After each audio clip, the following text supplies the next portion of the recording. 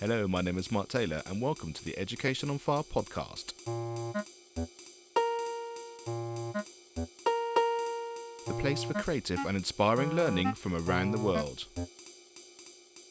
Listen to teachers, parents, and mentors share how they are supporting children to live their best, authentic life and are proving to be a guiding light to us all. Hello and welcome. Thank you for joining us live. Really appreciate you taking the time to be here. Gives us the opportunity to come together as a community. Also gives you an opportunity to be able to comment and also to put some Q&A. So feel free to do that in the comments, and we'll bring those up on screen and get as much interaction as you'd like to do. So today we're back talking about Big Education Challenge, and we had Caitlin come on earlier in the year talking about what they've been doing, the setting up, people who might want to be involved, and now we're further down the line. They have their finalists, so she's going to be coming on telling us exactly where they are in the process, some details about the finalists, and a real update about some of the amazing work that she's doing. So if you haven't already, please do subscribe just to keep up to date with everything, and hit that notification so that when we are going live, you always have the opportunity to join us. And in that way, like I said, we can build that community. And when we do these live podcasts, as opposed to just the audio podcasts, we get the chance to come together. So yes, without further ado, let's bring Caitlin on, and she can tell us a little bit more about exactly what they're up to and a little bit more about Big Education Challenge. So hi, Caitlin. Thank you so much for joining us. So nice to be back. Nice to see you again. Brilliant. So why don't you just give us a very short kind of recap in terms of what the project is, and then we'll dive in much further into where we are and what's happening over the next few months.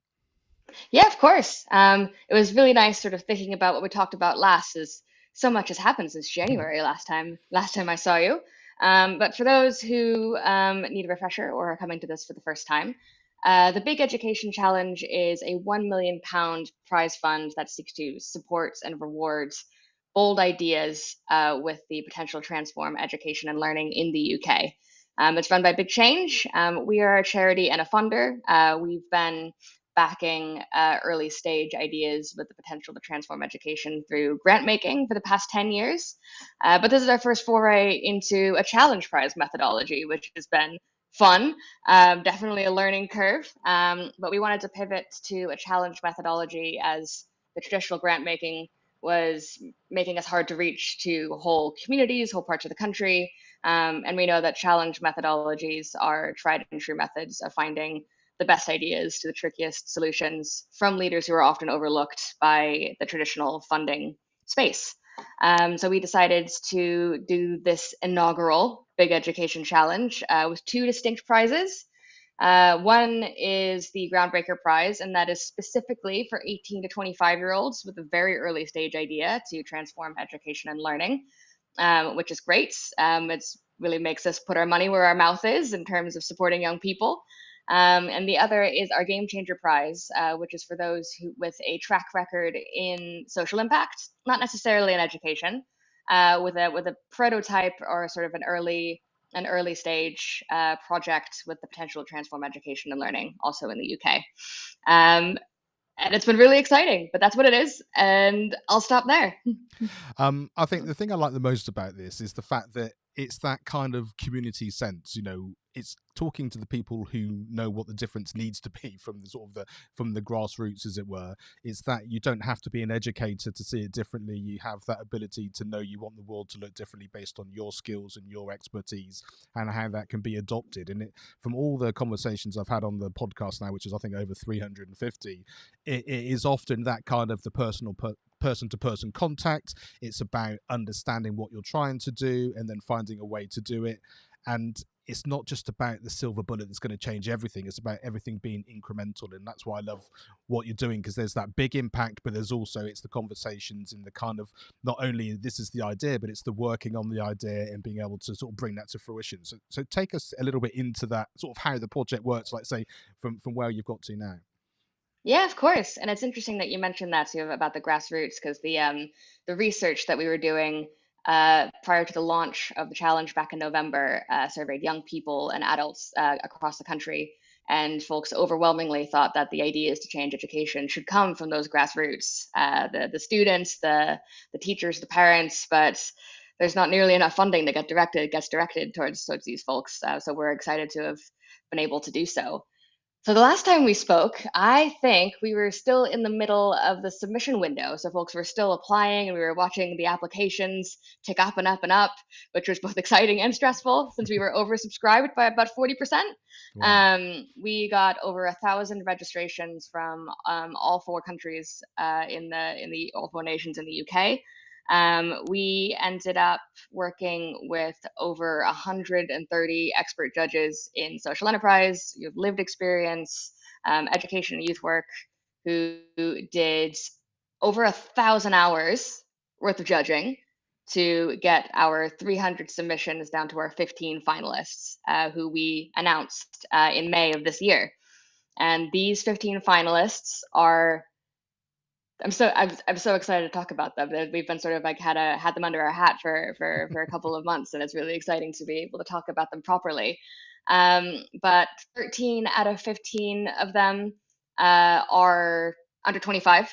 So even those who were in that category where there wasn't an age limit, the top three best scoring ideas in that category went through a blind judging process, and the top three ideas were still from 18 to 25-year-olds, which was great because we had a hypothesis that the best ideas to change education are probably going to come mostly from young people, and it was very cool to sort of like see that play out in real life. And these 15 finalists, they are now in a 7-month learning and development program, where they will be doing some testing and development of their ideas. Because especially with our groundbreakers, some of them, we were the first people we were telling about them, so they need a little bit of time to be supported to test and develop their ideas with a little bit of grant funding from us, and a tailored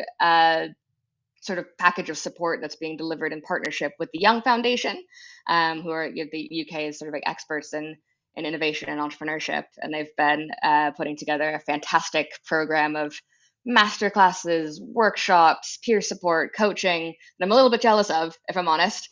But it's been great. So they'll be with us for 7 months until the end of November, at which point we will go through another participatory sort of decision-making process with expert judges from areas that the finalists are working in, to select six runners-up and winners who will get a range of 50,000 to 200,000 pounds from Big Change to really kind of take that idea they were developing and do a full pilot, which is very exciting. And what's been so interesting and so exciting about this group is that they are working in so many different areas, so like within education. They are from Brighton to Blackpool, and through sort of like the means of education, they are tackling so many other sort of these stickiest issues of our times, from climate anxiety to lack of support for special educational needs and disability, to lack of gender equity in the curriculum, to tackling racism and food poverty. And they bring their lived experience and their natural systems thinking to address so many interconnected barriers to young people thriving in life through the means of education. And so the things that they've sort of brought to you, are they kind of programs to put into the curriculum? Are they things that stand separately to the curriculum? Are they, is it technology that kind of brings something in? What's the sort of the nuts and bolts of some of those ideas, if you're able to share them at this stage? I mean, all of the above. Right. It's really interesting. There's so there's such a real mix from those who are trying to capitalize on the fact that there might be new resource and a space to rethink things like relationships and sex education, to introduce sort of a more rounded, a little bit more gender inclusive bit to that curriculum. There are those who are working sort of like in partnership with schools, but kind of like in a more sort of like youth workspace through like mentoring and community leadership. There are those who are trying to make the physical school space sort of a bit more of a community hub, and trying to tackle food poverty through making sure that schools as physical spaces can be providing food for the community. And there are those who are taking more of an advocacy approach, trying to make changes to new teacher qualification sort of frameworks to make sure that teachers go into the school system knowing how damaging microaggressions can be to our students of color. It's such a mix, and it's really thrilling to see because education, as we understand it, has always been something where the school and the curriculum are a critical part, but it's so much bigger than that.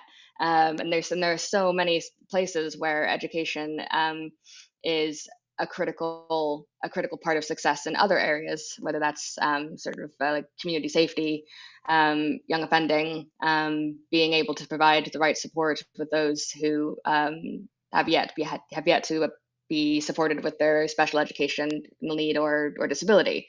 And it was great to see this group of 15 finalists and the way that they are trying to create change within the education system, sometimes directly in school, sometimes outside of it, reflect that kind of variety that we've seen in the education system over time. And do you think, because of the way you set it up and because of who you are and what you're trying to support people with, that they've come to it in a way that would be different than if it was a project related to schools or if it was related to the education system per se, and therefore that sort of blank canvas kind of gives them a freedom that maybe they wouldn't have felt should it have sort of come in a different direction? I mean, I hope so. I mean, because we had a great opportunity to sort of we've been telling the stories of the amazing organizations that we've backed in the past at an early stage that have now gone on to achieve pretty amazing things, and they really vary from Voice 21, who with Oracy recently featuring quite heavily in Labor's education mission. Feels like that's a big win, but that was a long time coming. To Frontline, who have now become one of the largest and most sort of transformational players in the social work space. I hope that the way that we asked them questions, which was making sure that they were able to tell their story, and then that was as important a part of the assessment process as the idea itself.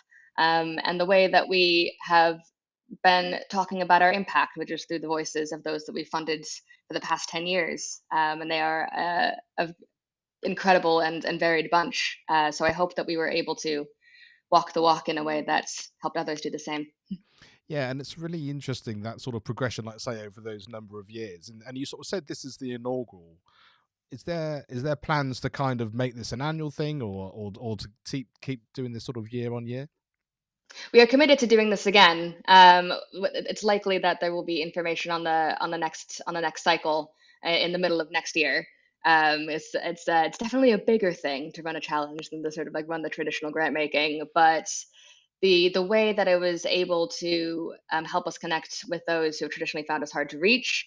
Um, we put a lived experience mandate into the challenge in a way that was so rewarding because we were able to. So we have so many amazing lived experience leaders in this cohort, and also who were part of the submission process more generally.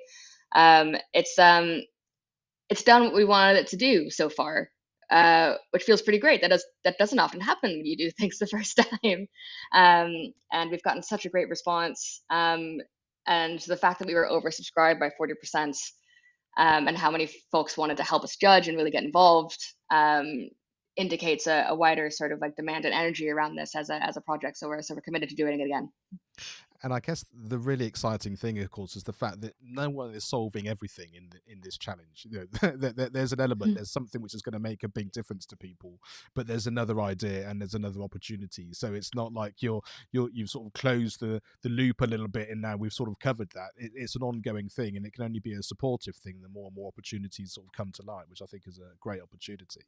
Um, Take us a little bit into the judging panel. You sort of mentioned they're sort of wide and varied from their expertise and background. Give us some sort of examples of that. Yeah, I mean, a big thank you to sort of the all the folks that we've funded before. We call those that we have given grant funding to in the past project partners, because we leaned fairly heavily on them for their expertise and sort of like being able to be on the other side of this process as a judge. We leaned on sort of on sector collaborators such as the Innovation Unit and the Fair Education Alliance, Frontline, The Difference, with all these sort of incredible leaders, sort of both in strategic positions and on the front lines. Our incredible youth advisory group, and our sort of like wider youth leadership network. Our two champions, who is Syed Atcha and Jaden Corfield, who helped us get the word out quite a lot. Um, and they were all over the country. We had a nice foray with the social enterprise Northern Ireland network, who helped us sort of make big inroads into their community of innovators. That's a relationship I'm hoping will go far. We weren't able to back any Northern Irish innovators this time around, but I'm hopeful for next time.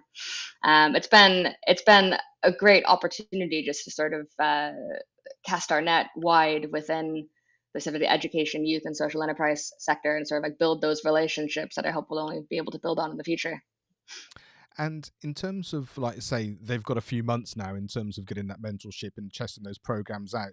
Does that sort of reflect their particular ideas, and so therefore you're able to tailor it in that particular way, or are they all going through the same process and they adapt what they're doing to get out of it with the information that you're doing?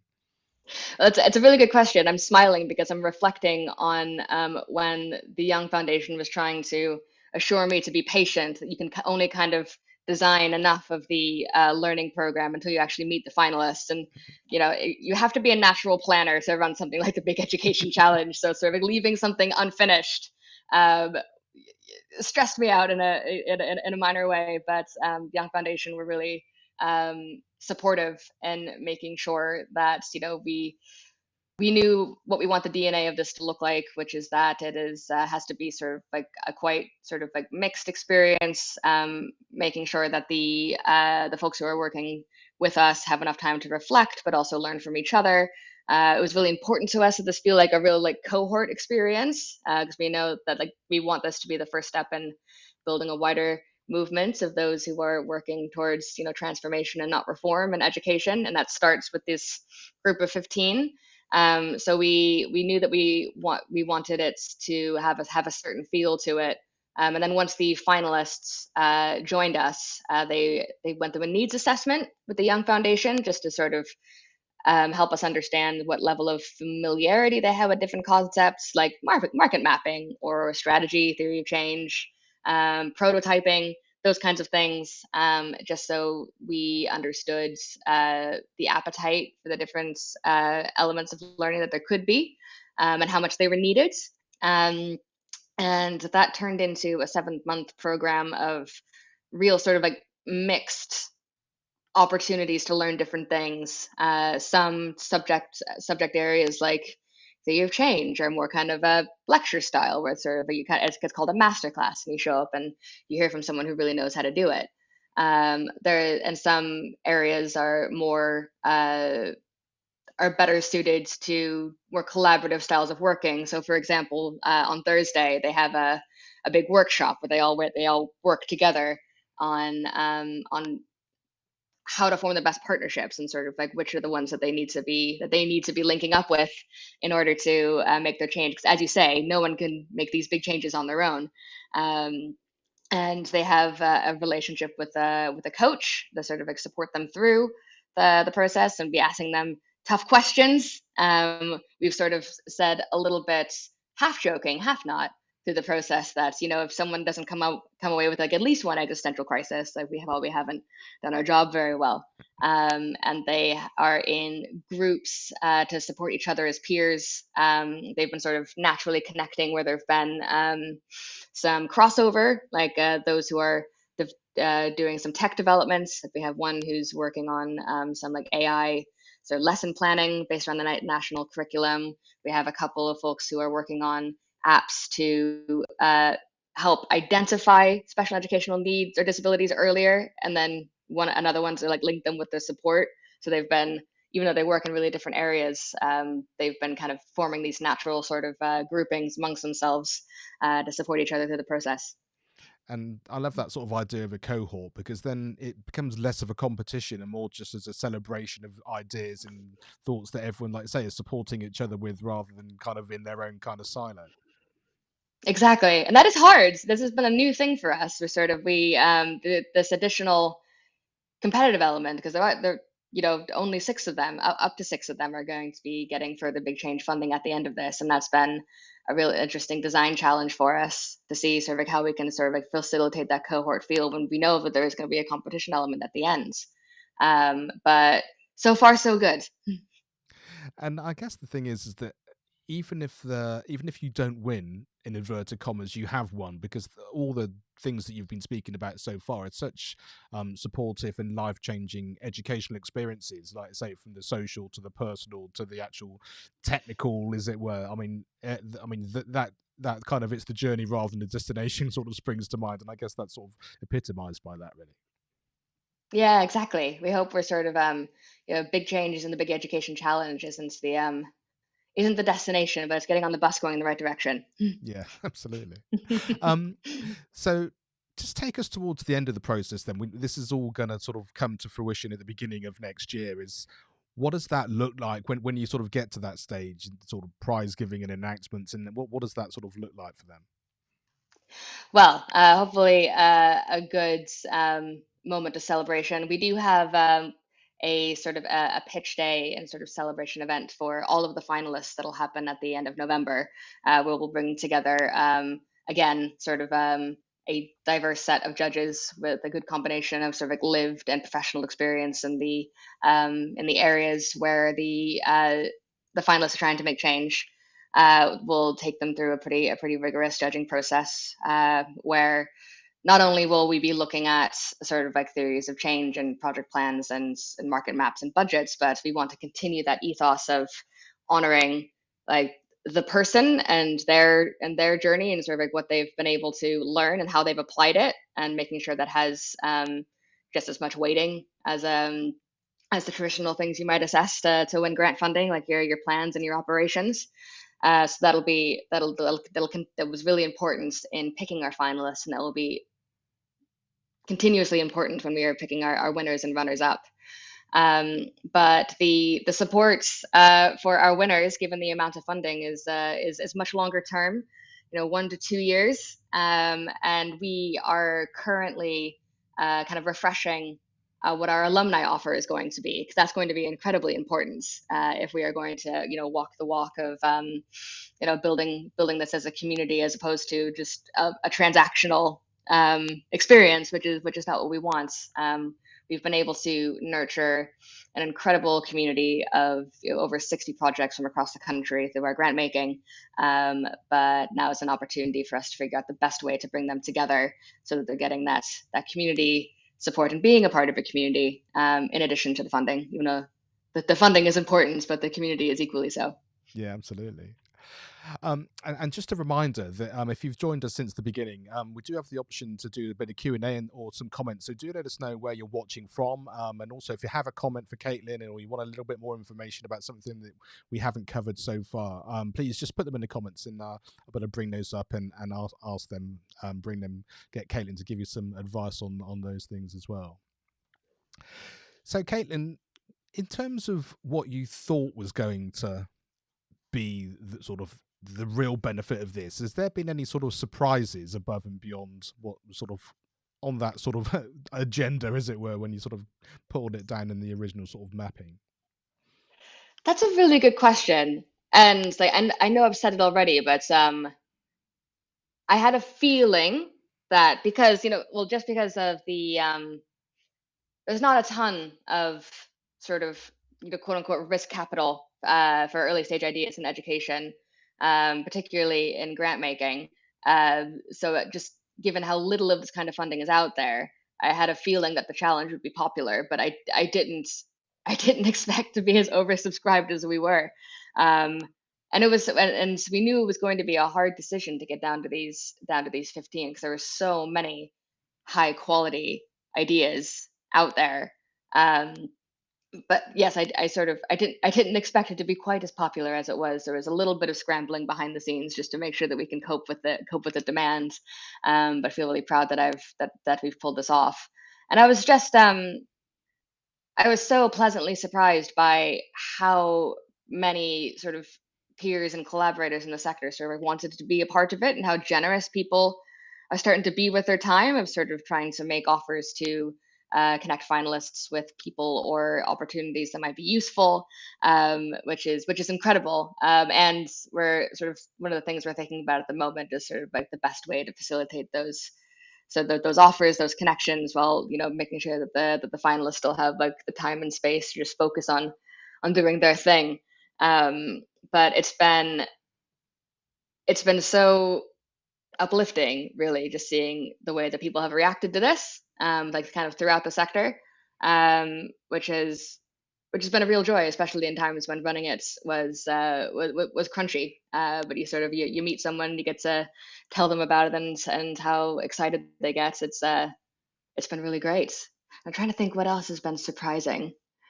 Um, well, I guess as I mentioned before, there was a little bit of a worry that it would be too hard to kind of facilitate this like cohort feel when there was going to be a sense of competition at the end. But we kicked this program off with a 2-day residential, getting all the finalists together. 'Cause they come from around the country, and we know that they'll have full-time jobs, they have caring responsibilities, they're in school. We have to be incredibly, if we're going to ask them to commit time to us, we have to be make sure that it's useful and make sure that we're giving the most to them that we can. So we've been really careful about how we ask for people's time, especially in person for travel and all of that. But the energy at this 2-day residential that we had at the Museum of the Home in London, in partnership with the Young Foundation, was just incredible. Like, they just threw themselves into everything we put on for them, from like doing a reflective circle to taking things like pipe cleaners and Legos and like building the system that they were operating in. And it was so great to see folks just really jump in with their whole selves at sort of like everything we threw at them. So it continues to be pleasant surprise after pleasant surprise. And I think the walk in the walk, I think, is such an important thing, because the number of conversations that people have in staff rooms over the kettle, the water cooler kind of idea of, we wish it could be different. I've got, this would make life so much easier. If only it was like this, X, Y, and Z.